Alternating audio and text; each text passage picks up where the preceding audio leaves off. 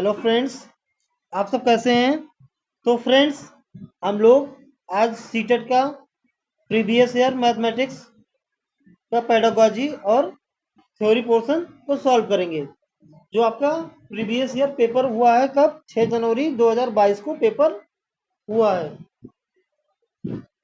वह पेपर को सॉल्व करेंगे। दोस्तों, प्रीवियस ईयर सॉल्व करने का फायदा आपका बहुत है, इसलिए दो फायदे हैं। कौन कौन सा? एक तो आपका आइडिया लग जाएगा कि पेपर किस टाइप का आता है, पेपर कैसा आता है, और सीटेट में क्वेश्चन काफ़ी बार रिपीट होता है। तो आपको रिपीट होने से आपको क्या होगा, सेम क्वेश्चन पढ़ा पढ़ा हुआ मिल जाएगा। जो यहाँ पढ़ेंगे यही क्वेश्चन आपको सेम एग्जाम में मिल जाएगा। तो आपका दो फायदा हो जाएगा। एक तो पेपर कैसा बनेगा वो आइडिया लग जाएगा, उसके हिसाब से आप तैयारी करेंगे, और क्वेश्चन भी काफ़ी सेम टू सेम मिल जाते हैं। ये मान लीजिए 150 में से हर श्रेणी में से काफ़ी क्वेश्चन सेम मिल जाएगा। तो इसलिए आप लोग प्रैक्टिस जरूर करिए। तो फ्रेंड्स, हम लोग देखते हैं मैथ की प्रैक्टिस में क्वेश्चन देखते हैं। 31 नंबर यानी 31 नंबर दिया है 25 347, 25 347 यानी में कितने 100 हैं। 25 347 में कितने 100 हैं। तो फ्रेंड्स, 100 मतलब 100 से भाग कर दें, तभी तो 100 एकड़ा पता चल जाए कितने 100 हैं।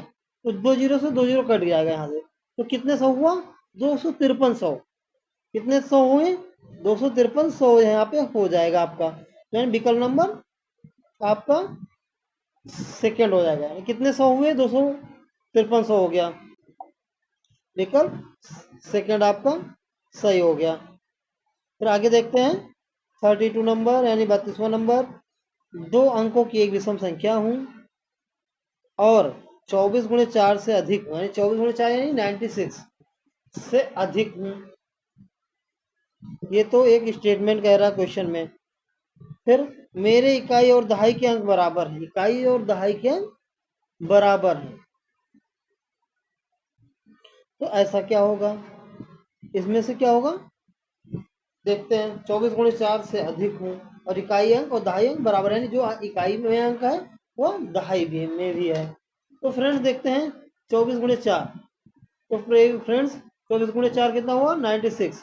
तो इसमें देखते हैं 96 से कौन कौन सी संख्या अधिक है, नहीं ज़्यादा है। तो 96 से 87 कम है, ये कट गया। 88 कम कट गया। 97 ज़्यादा है और 99 दो विकल्प ज़्यादा है। लेकिन क्या है, दूसरा ऑप्शन क्या कह रहा है? इकाई के अंक और दहाई के अंक सेम है, तो ये भी कट गया क्योंकि 9 और 7 अलग अलग हो गया। 99 में क्या है, इकाई का अंक और दहाई का अंक दोनों सेम है, इसलिए 99 विकल्प सही हो जाएगा। फिर 33 नंबर देखते हैं फ्रेंड्स।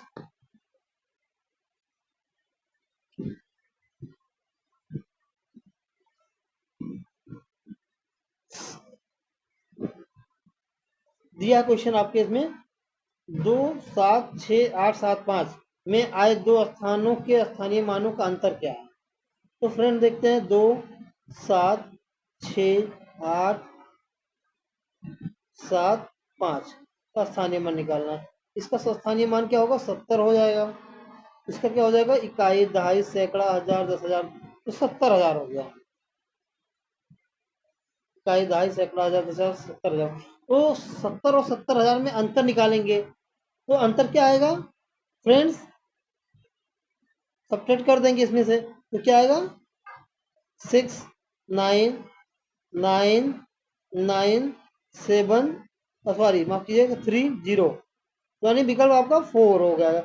69930, ये आपका विकल्प सही होगा, फोर्थ नंबर।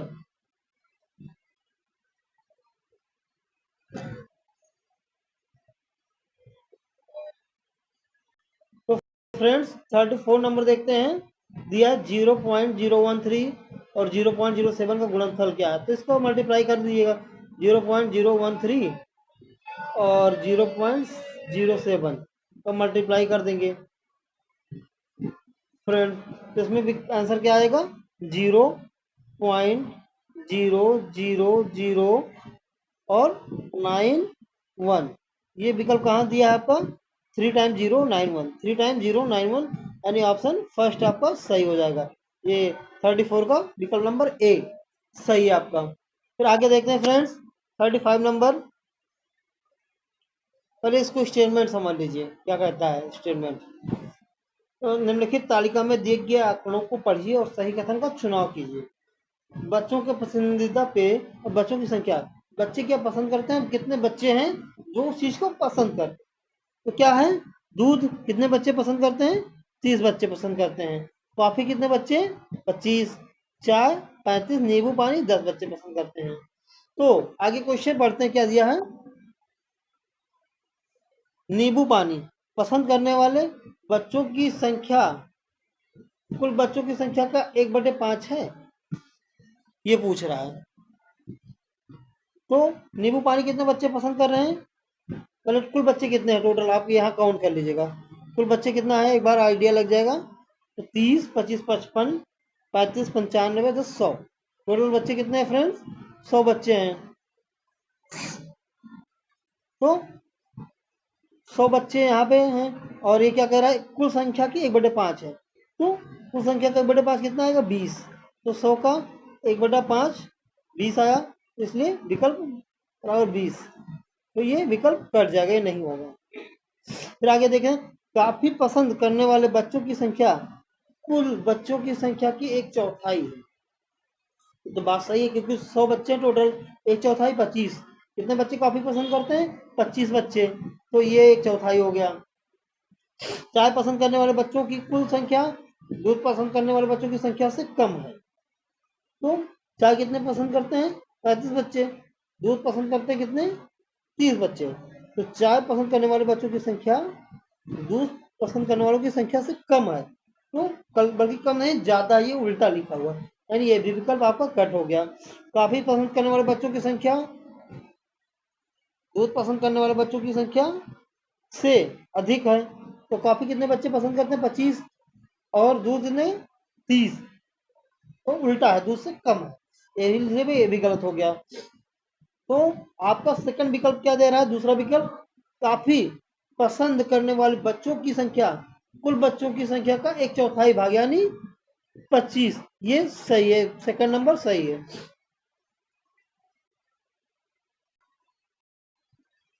तो फ्रेंड्स यहाँ क्वेश्चन दिया है, 2 बजे घड़ी की सुइयों द्वारा बनाए जाने वाले कोण की माप क्या होगी। तो घड़ी की सुई के लिए एक घड़ी बनाना पड़ेगा फ्रेंड्स पहले।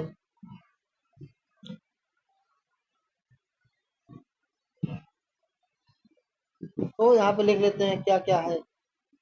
ये मान लीजिए यहाँ पे 12 बजा है, 1 बज गया, 2 बज गया, 3 बज गया, 4 बज गया, 5 बज गया, 6 बज गया, 7 बज गया, 8 बज गया, 9 बज गया, 10 बज गया, 11 बज गया। तो फ्रेंड्स क्या कहते हैं, 2 बजे।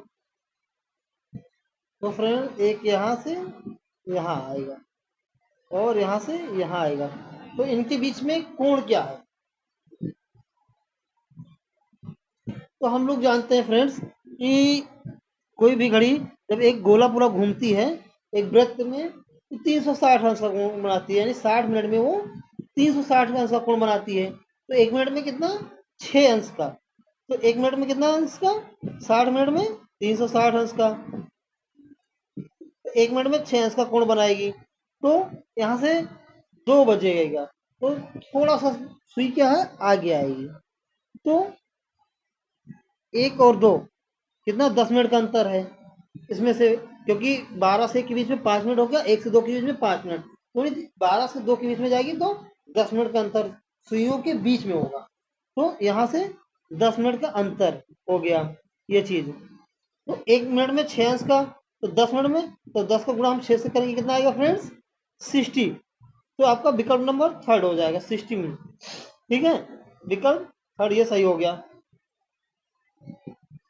फिर आगे देखते हैं 37 नंबर क्वेश्चन आपका।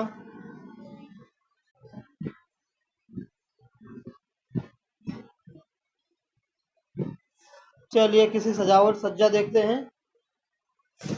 बिन बिंसी कोई लड़की है सजावट की वस्तु पर न्यूनतम राशि मतलब कम से कम खर्चा करना चाहती है। निम्नलिखित में से वह कौन सा विकल्प चुनने इससे वह उससे न्यूनतम राशि खर्चा हो। 18.50 प्रत्येक वस्तु की दर से 16 दर्जन वस्तुएं खरीदे। 21.50 प्रत्येक पैकेट की दर से 170 पैकेट। 25 प्रत्येक वस्तु के हिसाब से 12 दर्जन वस्तुएं। 16.50 प्रत्येक पैकेट की दर से 220 पैकेट। तो फ्रेंड्स पहले हम चारों विकल्प को एक बार देख लेते हैं, ठीक है, कि कौन सा विकल्प सही है। तो क्या कह रहा है 18.50 रुपये के हिसाब से 16 दर्जन वस्तुएं। तो 16 को गुणा 12 से करेंगे कितना आएगा, और गुणा 18.50 करेंगे, ठीक। तो यहाँ लिखिए 16 गुणे टोटल इसका गुणा करेंगे कितना आएगा, एक बार लिख ही देता हूँ। 16 गुणे 18.50 गुणे 12 तो कितना आएगा फ्रेंड्स यहाँ पे 3552, ठीक, ये हो गया। तो फिर अगला देखते हैं 21.50 गुणे 170 कितना हो गया फ्रेंड्स 3655। फिर 25 गुणे 12 गुणे 12 25 गुणे 12 गुणे 12 फ्रेंड्स, तो इसका कितना हो जाएगा 12 बराबर 144 गुणे 25 3600 हो गया, ठीक। आगे देखते हैं 16.50 तो 220 से गुणा कितना हो जाएगा, तो फ्रेंड्स 3630। इसमें पूछ रहा है सबसे कम खर्चा क्या विकल्प चुने हो जिससे कम हो। तो यहाँ तो पहले विकल्प में क्या है 3552 ये, फिर दूसरे में 3655 ये भी ज्यादा हो गया, 3600 ज्यादा हो गया, 3630 ये सब ज्यादा हो गया, इसलिए नहीं होगा। विकल्प आपका कौन सा सही होगा फ्रेंड्स, ये वाला सबसे ज्यादा सही, इसलिए ये सही है, ठीक। आगे देखते हैं क्वेश्चन नंबर 38। विभिन्न सप्ताहों में एक पौधे की लंबाई में परिवर्तन को सेंटीमीटर में दिखाया गया है, नापा गया है। तो आगे देखते हैं कि सप्ताह 1 में कितना सेंटीमीटर से 2 में कितना। ये देखिए सप्ताह 1 में क्या है, 2 में क्या है, ये 2 में देखिए 3 का है, 4 का, 5 का। फिर दिया पौधों की लंबाई में सबसे अधिक परिवर्तन कब हुआ। तो अंतर देखो 0.5 से 2.7 कितना है इन दोनों के बीच में अंतर, इन दो, एक मिनट, इन दोनों के बीच में कितना अंतर है फ्रेंड्स 2.2 सेंटीमीटर का, ठीक। इन दोनों के बीच में कितना अंतर आता है 3.1 सेंटीमीटर। इन दोनों के बीच में क्या अंतर आता है, इन दोनों के बीच में क्या आएगा 2.8 सेंटीमीटर, ये भी कम हो गया इससे। फिर इन दोनों के बीच में क्या अंतर आएगा 2.9। तो सबसे अधिक कब हुआ, सप्ताह 2 में 2.7 था और सप्ताह 3 में क्या हुआ 5.3। तो विकल्प आपका क्या हो जाएगा सप्ताह 3, 2 से 3 सप्ताह में, यानी second option is right option, विकल्प आपका बी सही हो जाएगा। फिर आगे देखते हैं फ्रेंड्स अगला क्वेश्चन, क्वेश्चन नंबर 39।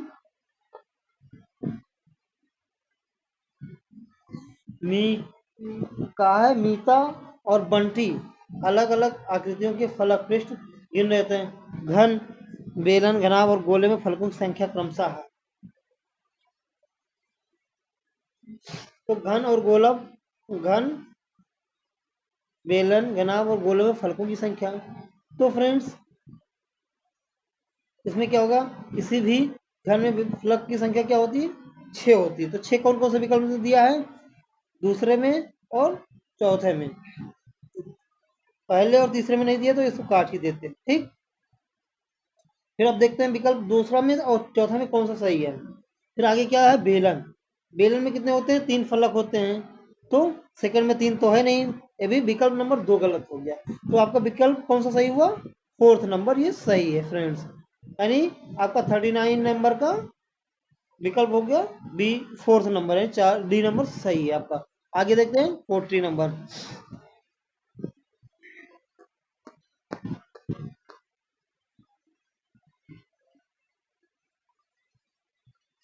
फ्रेंड देखते हैं निम्नलिखित में से कौन से भिन्न 7/8 से कम और 1/3 से अधिक, 7/8 से कम और 1/3 से अधिक। तो फ्रेंड्स इसको हम करेंगे तो बदलेंगे तो 0.9 आ गया, ठीक है। इसको बदलेंगे क्या आएगा 0.272 आएगा। इसको बदलेंगे क्या आएगा दशमलव में बदलेंगे जब 0.70 हो गया। 1 मिनट 70 सॉरी माफ कीजिए 70833 हो गया, ठीक है। फिर विकल्प आपका फोर्थ में क्या आता है 0.8965। क्या कहते हैं इसके बीच में 7/8 और 1/9 को भी हम बदल लेते हैं। तो 7/8 को बदलेंगे क्या आएगा 1/3 क्या होगा दशमलव में 0.33 हो गया। और 7/8 क्या हो गया 0.875। फिर देखिए इन दोनों के बीच में क्या आता है, इन दोनों 875 से कम हो और 0.33 से अधिक हो। 0.33 से कम हो गया ये विकल्प कट गया, आपका विकल्प गलत हो गया। 0.33 से ये भी जैसे अभी है ज्यादा, चलिए आगे देखते हैं। और ये 0.81 875 से ज्यादा हो गया, कट गया। फिर विकल्प 875 से भी ज्यादा हो गया, विकल्प सी आपका सही हो जाएगा। कौन सा होगा फ्रेंड्स ऑप्शन नंबर सी ज्यादा सही आंसर ये सही है आपका, यही हो जाएगा। तो फ्रेंड्स हम लोग एक बार इसको रफ कर देते हैं आपको समझ जाए जिससे।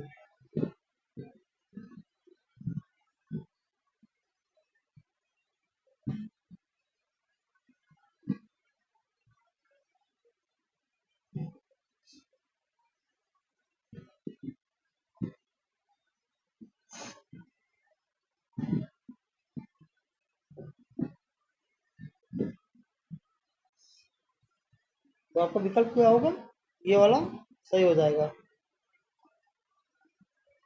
आगे देखते हैं 41 नंबर आ गया। 5 मित्रों की औसत लंबाई कितना है दोस्तों आप सभी के मित्रों की, मान लीजिए 150 सेंटीमीटर है। तो इनमें से 4 मित्रों की लंबाई इतना इतना इतना दिया है, तो 5वें मित्र की लंबाई क्या होगी। तो सबकी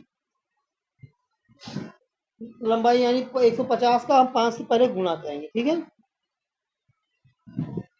5 से गुणा करेंगे कितना आएगा 750। और फिर 153 150 151 147 को हम जोड़ देंगे। इसको जोड़ेंगे कितना आएगा 601। कितना आएगा 601। अब 750 में से 601 घटा देंगे तो वह उनके मित्र की आ जाएगी जो 5वें मित्र की, तो 149 सेंटीमीटर इसमें से आ जाएगा। ऑप्शन नंबर बी आपका ये सही हो जाएगा, ठीक है। 41 का B option right is right option.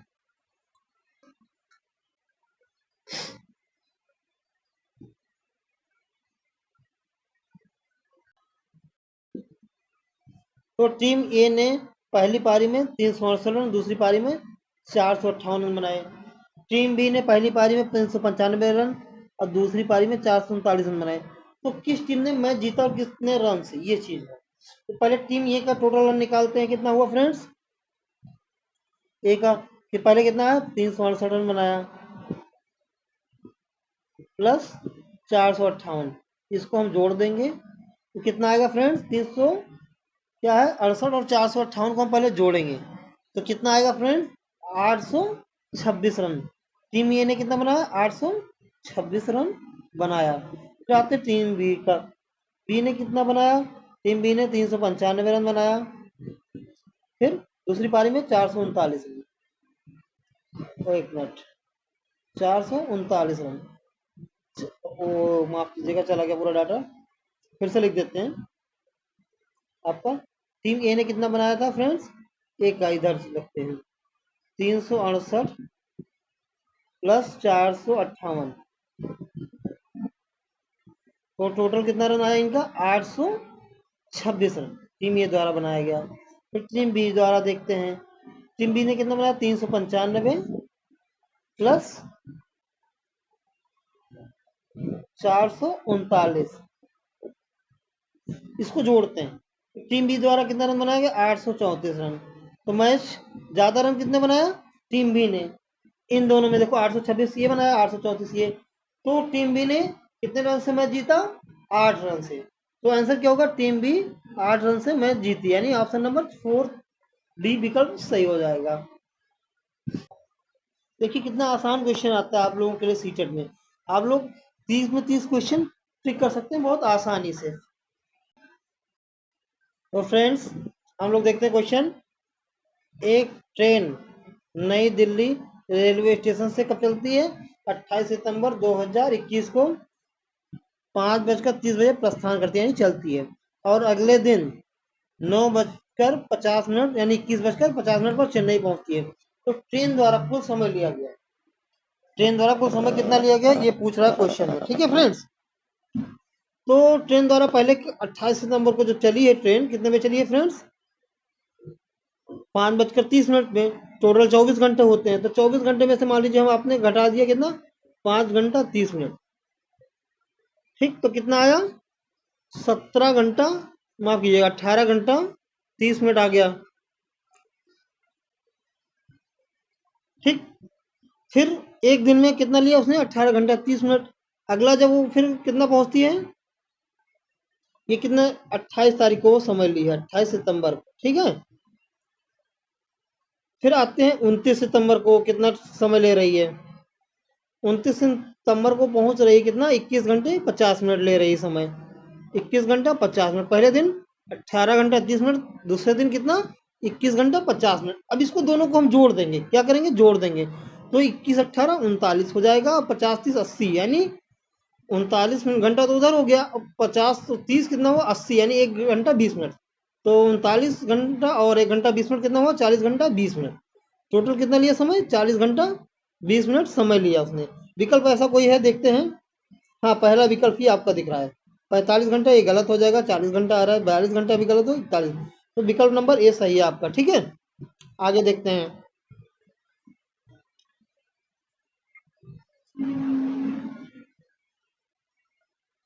दिए गए विकल्पों में से उसको पहचाने जो 5 और 7 तक गुणज है लेकिन 6 का नहीं। 5 और 7 तक गुणज है लेकिन 6 का नहीं।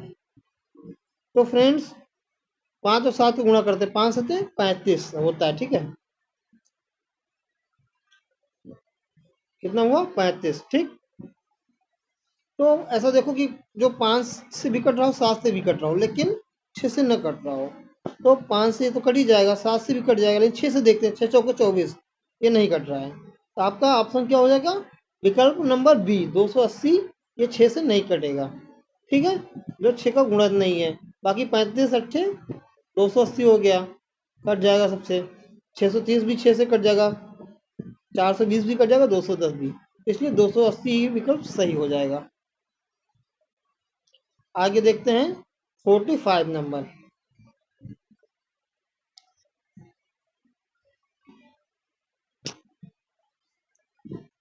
दिया है क्वेश्चन आपका, निम्नलिखित में से किस अक्षर में क्षैतिज और ऊर्ध्वाधर दोनों प्रकार की सममित रेखाएं? क्षैतिज भी है और ऊर्ध्वाधर भी रेखाएं दोनों, यानी खड़ी भी रेखा और पड़ी भी रेखा। ऐसी बात क्या है?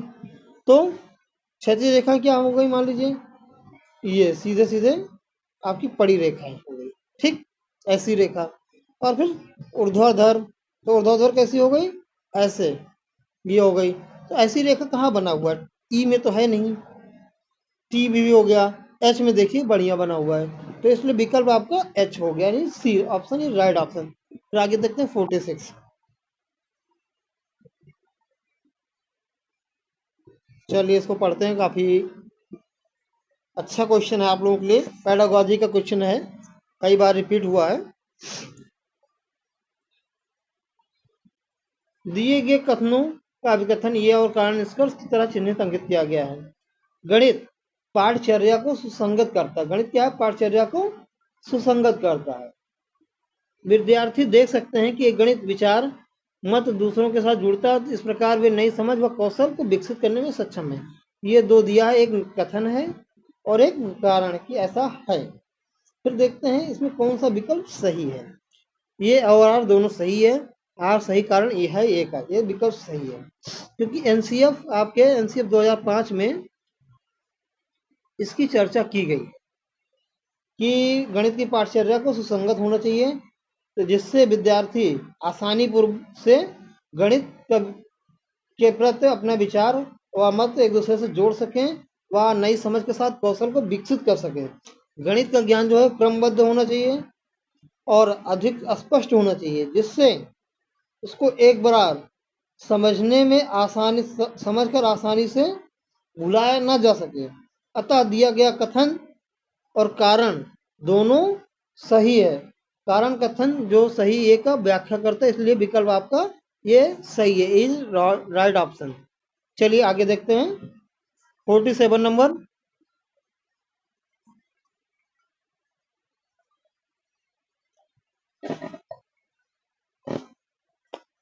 निम्नलिखित में से कौन सा रचनात्मक कक्षा एक महत्वपूर्ण लक्षण है? रचनात्मक कक्षा एक महत्वपूर्ण लक्षण है। चलिए आइए इसको देखते हैं।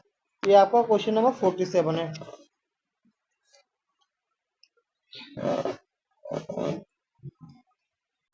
तो फ्रेंड्स देखते हैं, छात्र हल किए हुए उदाहरणों के आधार पर पाठ्य पुस्तक में दिए गए प्रश्नों को हल कर रहे हैं।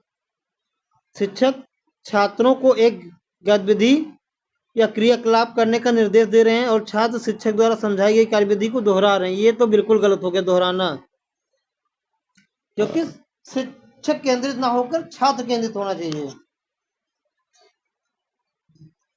छात्रों को उन्हें दी गई विभिन्न वस्तुओं को उनके गुणों जैसे रंग, आकार, आकृति, भार आदि के अनुसार छांटने के लिए कहा गया है।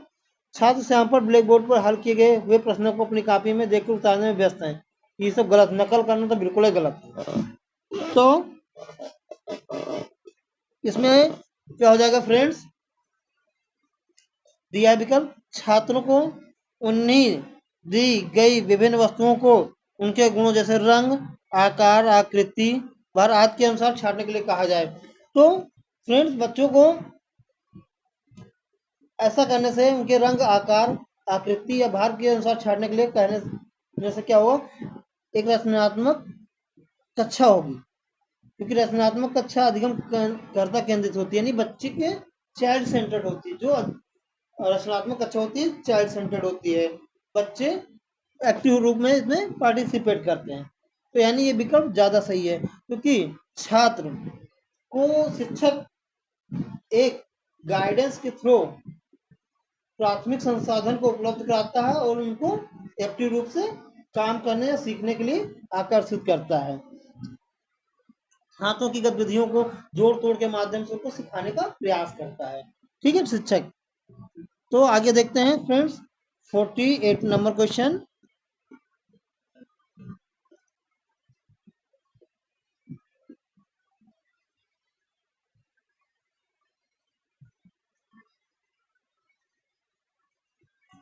निम्नलिखित में से कौन सा प्राथमिक कक्षा की पाठ्यपुस्तक का महत्वपूर्ण लक्षण है? ठीक है, तो आगे देखते हैं हम लोग। संकल्पनाओं को बच्चों के दैनिक जीवन के अनुभवों से जोड़ा जाना चाहिए। संकल्पनाओं को केवल गणितीय भाषा और चिन्हों के प्रयोग द्वारा समझना चाहिए। औपचारिक कलन विधि के उपयोग द्वारा प्रश्नों को हल करने पर बल होना चाहिए।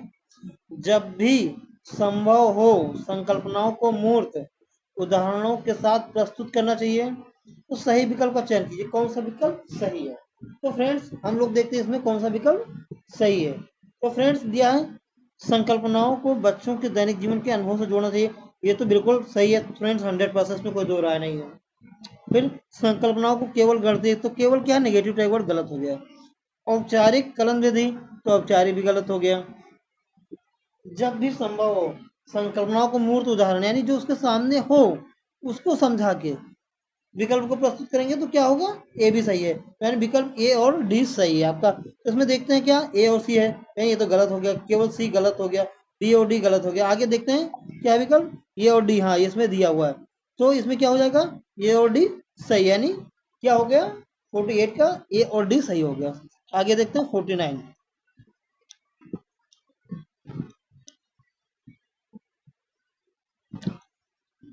निम्नलिखित में से कौन सा प्राथमिक विद्यालय की पाठचर्या का भाग या हिस्सा नहीं है? टेसिलेशन, भिन्न, रैखिक समीकरण, नियमित द्विविम आकृतियां।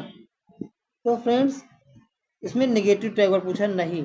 ठीक, जब आप पेपर सॉल्व करेंगे तो ऑफलाइन पेपर होने लगा है, तो जहाँ पे नेगेटिव आंसर होगा उसके बगल में माइनस का निशान बना लीजिएगा, जिससे आप भूल कर भी पॉजिटिव आंसर ना दें, क्योंकि जब नेगेटिव क्वेश्चन पूछेगा, नेगेटिव प्रश्न आपसे सीटेट करता है, तो आपको नेगेटिव आंसर देना रहता है, इसलिए उसके बगल में माइनस का सिंबल ऐसा लगा लेंगे तो आप भूलेंगे नहीं, कि आपको ध्यान रहेगा कि हमको नेगेटिव आंसर इसका करना है। तो फ्रेंड्स देखते हैं इसमें चारों विकल्प में नेगेटिव सबसे ज्यादा क्या है। तो फ्रेंड्स जेसी लेसन हो गया, भिन्न हो गया, रैखिक समीकरण, और नियमित द्विविम आकृतियां यानी regular 2D shape, 2D shapes हो गया यहाँ पे। ठीक, तो इसमें क्या होगा, रैखिक समीकरण, क्योंकि बच्चा रैखिक समीकरण नहीं जान पाएगा, प्राथमिक विद्यालय की बात होगी, रही ना कि अपर क्लास की। जो प्राथमिक हिस्सा का, प्राथमिक विद्यालय के हिस्सा का रैखिक समीकरण नहीं है, बल्कि टेलीलेशन जो है, या एक दूसरे के साथ बिना रिक्त स्थान दिए फिट होने वाली पैटर्न होती है टेसिलेशन, और जिसका प्रयोग क्या करते हैं, गणितीय ज्यामिति के आयामों को सीखने के लिए किया जाता है। तो फ्रेंड इसका विकल्प क्या हो जाएगा, थर्ड ऑप्शन, ये राइट ऑप्शन। ठीक, ये सही हो गया। तो आगे देखते हैं 50 नंबर।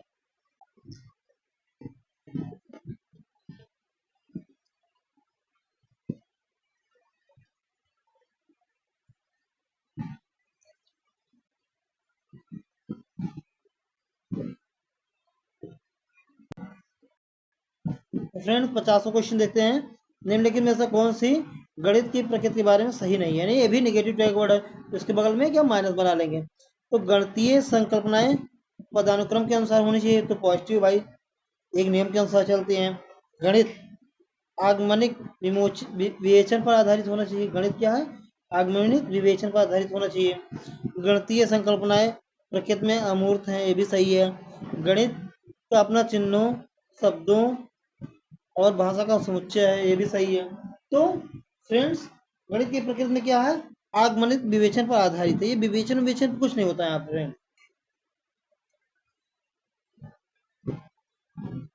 गणित की प्रकृति क्या होती है, गणित संकल्पना पदानुक्रमित के अनुसार होती है, ये सही हो गया। गणित संकल्पनाएं प्रकृति में अमूर्त है, ये भी सही हो गया।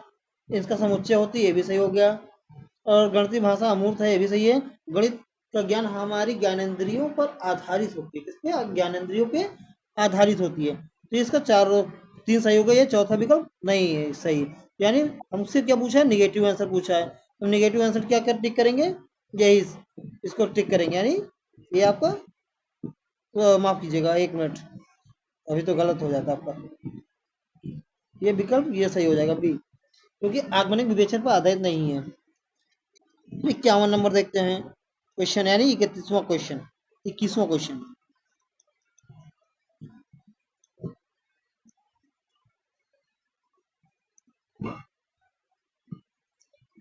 जब 6050 को अंकों में लिखने के लिए कहा गया, एक छात्र ने 650 लिख दिया, निम्नलिखित में से कौन सा दिए गए संदर्भ में अति उपयुक्त कथन है। छात्र को 10 समान प्रकार के प्रश्न हल करने के लिए दिए जाने चाहिए। बेस 10 एवं स्थानीय मान की संकल्पना को मूर्त सामग्रियों के उपयोग द्वारा सुदृढ़ करना चाहिए। शिक्षक को सही उत्तर देना चाहिए और अगले प्रश्न पर बढ़ जाना चाहिए। यह अनजाने में की गई गलती है, अतः शिक्षक को ऐसी गलतियों पर समय बर्बाद नहीं करना चाहिए। ऐसा कुछ नहीं है, बच्चा गलती कर रहा है तो उसको मौका दिया जाना चाहिए उसको सुधारने के लिए। ठीक है, तो आपका थर्ड और फोर्थ विकल्प नहीं होगा। तो रखते हैं फर्स्ट और सेकंड विकल्प में, देखते हैं कौन सा सही है। ठीक है, तो आपका विकल्प नंबर सेकंड हो जाएगा, क्योंकि बेस 10, उसको बेस उसका आधार नहीं पता है, कि स्थानीय मार्ग की संकल्पना के बारे में उसको नहीं पता है, उसको पहले स्थानीय मार्ग की संकल्पना को सिखाया जाना चाहिए। ठीक, यानी बी ऑप्शन आपका सही हो जाएगा।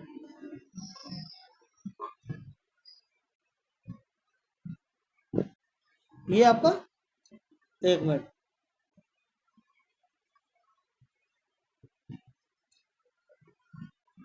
ये सही हो, 1 मिनट, आपका इसमें क्या सही हो जाएगा फ्रेंड्स,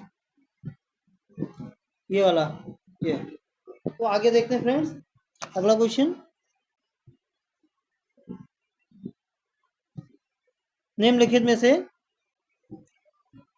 52 में निम्नलिखित में से कौन सी शिक्षार्थियों की समस्या समाधान की क्षमताओं में वृद्धि करेगा? क्या है जो शिक्षार्थियों के समस्या समाधान की क्षमता में वृद्धि करेगा? तो आगे क्या दिया विकल्प देखते हैं।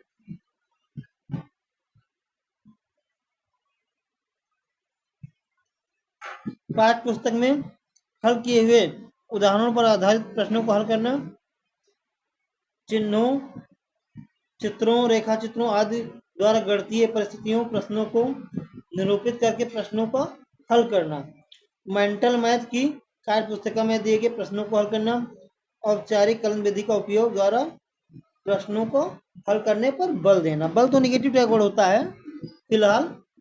चलिए हम लोग इसका विकल्प देखते हैं। तो बल निगेटिव टैग वर्ड हो गया इसलिए कट गया। ठीक, कार्य पुस्तिका भी नेगेटिव टैग वर्ड हो गया, कट गया, ये माइनस हो गया। फिर आगे देखते हैं, चिन्हों, चित्रों, रेखा चित्रों द्वारा, इसको विकल्प ये आपका सबसे ज्यादा सही होगा। ठीक, विकल्प कौन सा सही है? आपका बी सही है। तो यहाँ पे ये आंसर सही हो गया आपके लिए। ठीक है, फिर आगे हम लोग देखते हैं अगला क्वेश्चन।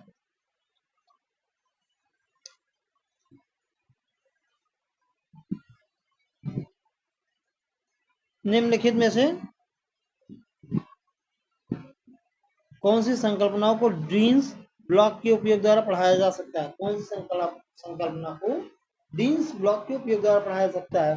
तो आखिर में डीन्स ब्लॉक है क्या, इसके बारे में थोड़ा हम लोग पढ़ते हैं कि डीन्स ब्लॉक क्या है, क्योंकि क्वेश्चन आया है तो उसके बारे में पढ़ना चाहिए। डीन्स ब्लॉक जो है कि एक ऐसी गणितीय विधि है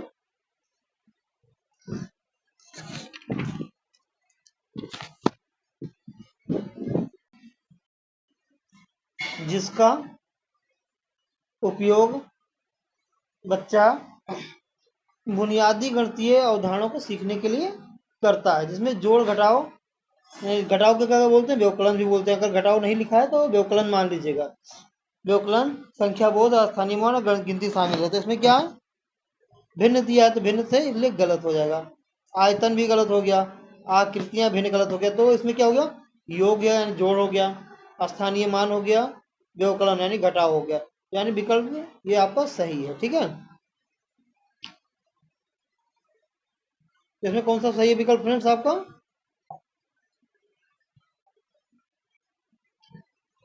ए नंबर सही है। ठीक, तो आगे देखते हैं क्वेश्चन कौन सा है, 54 नंबर आ गया आपका क्वेश्चन। चलिए 54 को भी देखते हैं। पेडागोजी का क्वेश्चन है जो काफी इंपॉर्टेंट क्वेश्चन है आपके लिए। पेडागोजी प्रैक्टिस करेंगे तभी आएगी। तो फ्रेंड्स इसमें देखते हैं क्वेश्चन में, राजलक्ष्मी कोई है कंचों का खेल खेल रही थी, लड़की कोई है राजलक्ष्मी नाम की, वो क्या कर रही थी, कंचों का खेल खेल रही थी। वह खेल में 6 कंचे हार जाती है और अब उसके पास 8 कंचे बचे हैं। उसने कितने कंचों के साथ खेल शुरू किया था? उपयुक्त परिस्थिति क्या है, इसके बारे में बताना क्या है। योग पर एक संधारात्मक प्रश्न, व्यवकलन पर एक संधारात्मक प्रश्न, भाग पर एक प्रश्न है, संदर्भात्मक प्रश्न नहीं है। ठीक है, संदर्भात्मक प्रश्न नहीं है इसमें कह रहा है। तो फ्रेंड्स इसमें देखते हैं कि क्या कहता है।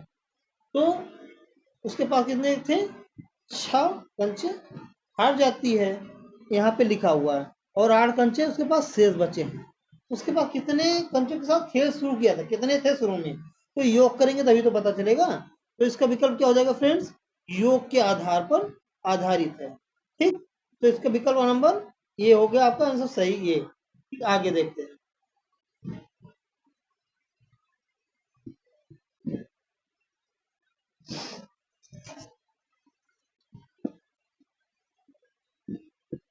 फिफ्टी 55 नंबर आ जाए। तो ये गणित की पहेलियों का उद्देश्य है। गणित की पहेलियों का उद्देश्य क्या होता है? गणित की पहेलियों का उद्देश्य डैश को बढ़ावा देना है, ड्रिल एवं अभ्यास, गणित में रुचि, समस्या समाधान कौशल, कर्ण विधि पर बल। तो इसमें विकल्प देखते हैं कौन सा सही। ठीक है, तो दोस्तों देखते हैं इसमें आपका क्या हो जाएगा, ड्रिल एवं अभ्यास, ये तो आपका नहीं होगा, तो छोड़ देते हैं। गणित में रुचि, ये तो सही है फिलहाल। और गणितीय समस्या समाधान कौशल, ये भी सही है, बी भी सही है, बी सी भी है। कलन विधि पर बल देना, बल तो नेगेटिव डाइपोल हो गया, तो कलन विधि पर बल ये कट जाएगा आपका, ठीक है। तो इस तरह आपका विकल्प कौन सा हो जाएगा फ्रेंड्स? विकल्प आपका होगा फ्रेंड्स इसमें सी, क्योंकि बी और सी सही है, इसलिए इसमें विकल्प हो गया आपका सी। तीसरा विकल्प सही हो गया। फिर आगे देखते हैं, अगले क्वेश्चन पे चलते हैं, 56 क्वेश्चन पे।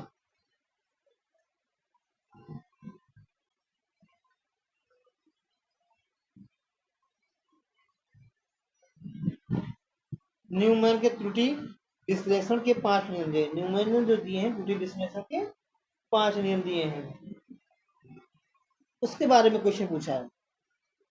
55 नंबर क्वेश्चन आपका, ये 56 नंबर क्वेश्चन है। एक मिनट रुकिएगा, आगे देखते हैं फिर।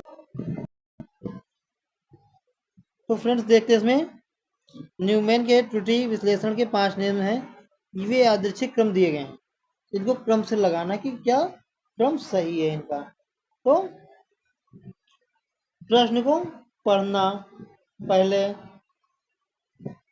गणितीय चिन्हों में रूपांतरण, प्रश्न को पढ़ना, उत्तर की प्रतिपादित करना, गणितीय कार्यविधि को निष्पादित करना। तो पहले हम प्रश्न को पढ़ेंगे, तो विकल्प सी पहले हो गया, ठीक। फिर आगे क्या देखते हैं, उसके बाद में फिर उसको समझेंगे कि क्या कहता है, उसके बाद ये ऑप्शन हो गया, ठीक, सी ये हो गया। फिर उसके बाद क्या होगा फ्रेंड्स, गणितीय चिन्हों को रूपांतरण करेंगे कि कौन सा चिन्ह लगा हुआ उसको किस में बदलना है, इसको सीखेंगे। फिर आगे क्या करेंगे, गणितीय कार्यविधियों का निष्पादन, मतलब किस विधि से इसको सॉल्व करेंगे, तो ई हो गया। फिर प्रश्न का उत्तर प्रतिपादित करेंगे, उत्तर लाएंगे, तो सी ए बी ई डी, इसमें से देखते हैं कौन सा सही है। सी ए बी डी कहीं लिखा हुआ है, तो ये सी ई बी डी ये गलत हो गया। सी ए बी डी यानी सही है, सी ए ई डी बी ये भी गलत हो गया। तो फ्रेंड्स इसमें आपका कौन सा हो जाएगा, सेकंड विकल्प। कौन सा, सेकंड विकल्प सही हो गया, ठीक। आगे देखते हैं अगला क्वेश्चन 57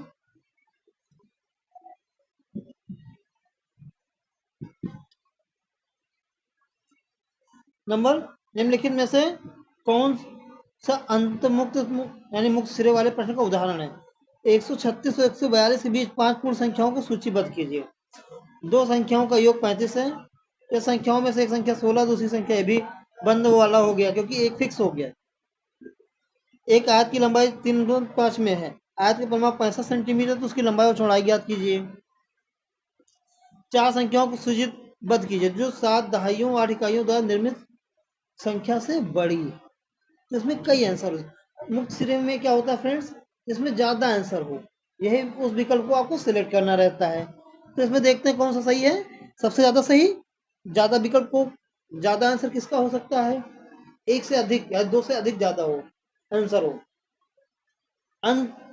और बंद सिरे में क्या होता है, इसमें से फिक्स आंसर हो, उससे ज्यादा बढ़ा नहीं सकते। और जिसमें अनफिक्स हो मतलब फिक्स ना हो, वो क्या है, मुक्त सिरे वाले। तो यानी आपका इसमें कौन सा विकल्प सही हो जाएगा friends, D option is right option. तो इसमें डी सही हो गया आपका, ठीक है। आगे देखते हैं कौन सा क्वेश्चन है फ्रेंड्स 58, निम्नलिखित में से योगात्मक आकलन में सम्मिलित किया जा सकता है किसे, क्षेत्र भ्रमण, सहपाठी आकलन, सत्र अंत परीक्षा, उपाख्यानात्मक अभिलेख रिकॉर्ड। तो योगात्मक आकलन क्या है, तो इसमें क्या होगा फ्रेंड्स, सत्र अंत परीक्षा, ये सही हो जाएगा इसका, विकल्प थर्ड सही है आपका। फिर आगे देखते हैं 59 नंबर क्या कहता है आपका,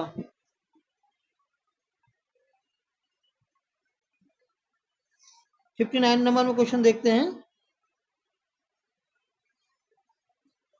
जब 45 को 5 से गुणा करने को कहा गया, एक छात्र ने 45 को 5 बार जमा कर दिया, निम्नलिखित में से कथनों में से कौन सा कथन सही है।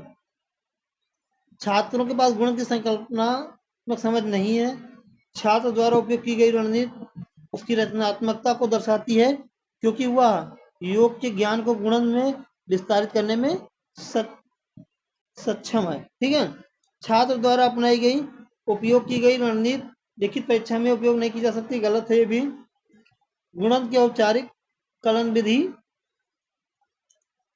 अनौपचारिक रणनीतियों के उपयोग से अधिक महत्व का बल मिलना चाहिए। तो इसमें देखते हैं कौन सा विकल्प सही है। तो फ्रेंड्स, इसमें विकल्प आपका कौन सा सही है? विकल्प सेकंड सही है, क्योंकि छात्र द्वारा उपयोग की गई रणनीति उसकी रचनात्मकता को दर्शाती है, क्योंकि वह योग के ज्ञान को गुणन में विस्तारित करने में सक्षम है। तो फ्रेंड्स आगे देखते हैं। तो फ्रेंड्स देखते हैं इसमें राष्ट्रीय पाठचर्या रूपरेखा 2005 यानी एनसीएफ 2005 के गणित शिक्षण पर आधार पत्र के अनुसार आकलन की अपरिष्कृत विधियां गणित को यांत्रिक गणनाओं के रूप में देखने के दृष्टिकोण को बढ़ावा देती हैं। निम्नलिखित में से कौन सा दिए गए कथन के अर्थ की व्याख्या करता है? ठीक है। तो विकल्प पहला देखते हैं। गणित में आकलन की प्रकृति ने गणित की केवल समस्या के समाधान हेतु कार्यविधि और अभिकलनीय कौशल को समाविष्ट करने रूप में प्रस्तुत किया है। केवल रचनात्मक आकलन विधियां ही गणित में आकलन का भाग ही होने चाहिए। अभिकलनीय कौशल विकास गणितीय शिक्षा का महत्वपूर्ण भाग है, अतः अभिकलनीय गतिविधियों द्वारा मूर्त सामग्रियों का उपयोग हुए अभिकलन पढ़ाया जाना चाहिए। प्राथमिक स्तर पर अभिकलनीय कौशल की आवश्यकता नहीं होती है, तो बिल्कुल गलत हो गया। तो इसमें प्रश्न क्या कर रहा है? एनसीएफ के आधार पर जो टीचिंग मेथड है इसमें अपरिष्कृत यांत्रिक गणित को बढ़ावा देना। तो इसमें क्या हो जाएगा फ्रेंड्स? आपका ए नंबर विकल्प सही हो जाएगा। तो इसमें देखते हैं, ये आपका सही हो गया। तो फ्रेंड्स इस वीडियो में इतना ही रखते हैं। आप सभी ने आज मैथ का प्रैक्टिस पेपर सॉल्व किया है, जो आपकी परीक्षा 2022 में संपन्न हुई है, यानी पिछले वर्ष। तो फ्रेंड्स आप सभी लोग वीडियो को पूरा देखिएगा और कई बार देखने का प्रयास कीजिए, इसलिए क्योंकि हम आपका कॉन्सेप्ट क्लियर होना चाहिए। हमने आप सभी के लिए सभी क्वेश्चन के चारों विकल्प पर डिस्कस किया है, सभी विकल्प पर डिस्कस किया है कि कौन सा विकल्प क्यों कटेगा, उसका आंसर क्या होगा। तो आप सभी लोग अच्छे से पढ़िए और अपने तैयारी में